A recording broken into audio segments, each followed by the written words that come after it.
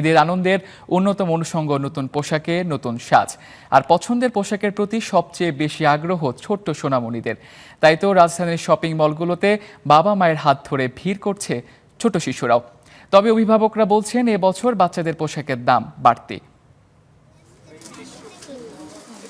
ঈদকে কেন্দ্র করে জমে উঠতে শুরু করেছে রাজধানীর পোশাকের বাজার। বিশেষ করে শিশুদের পোশাকের দোকানগুলোতে ক্রেতা সমাগম বাড়তে শুরু করেছে। বাবা মার হাত ধরে ছোট শিশুরা এসেছে নিজেদের পছন্দের পোশাক কিনতে। গরমে আরাম ও নতুন সব ট্রেন্ড মাথায় রেখেই এবছর শিশুদের জন্য বাজারে এসেছে বাহারি সব পোশাকের কালেকশন। কি কেনা হয়েছে তোমার?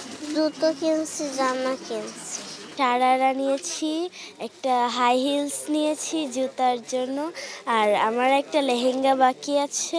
পোশাক কিনতে আসে অভিভাবকরা বলছেন কালেকশন ভালো থাকলেও বেশিরভাগ পোশাকের দাম গত বছরের তুলনায় বাড়তি। এটা বলা যায় প্রোডাক্ট ভালো, কিন্তু প্রাইস রেঞ্জটা অনেক বেশি। বাচ্চাদের কেনাকাটার পরে যদি থাকে পকেটে, তারপর না নিজেদেরটা চিন্তা করা লাগে। 5,000 6,000-এর নিচে কোনো ড্রেস নেই, জুতার ক্ষেত্রেও তাই। এবার প্রচুর প্রাইস সবকিছুর। বিক্রেতাদের দাবি আমদানি খরচ বাড়ায় বিদেশ থেকে আসা শিশুদের পোশাকের দাম এবছর কিছুটা বেড়েছে। ফার্সিয়ান আসছে, সারারা, গারারা, নায়রা, লেহেঙ্গা তো আছে প্রতিবারের মতো এবারও।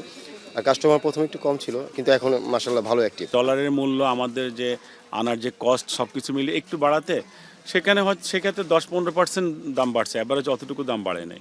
ঈদকে কেন্দ্র করে কোনো অসাধু ব্যবসায়ী বেশি লাভের আশায় দাম বাড়াচ্ছে কিনা সেই বিষয়ে নজরদারির দাবি ভোক্তাদের। Tamsid Ahmed, star news, Dhaka.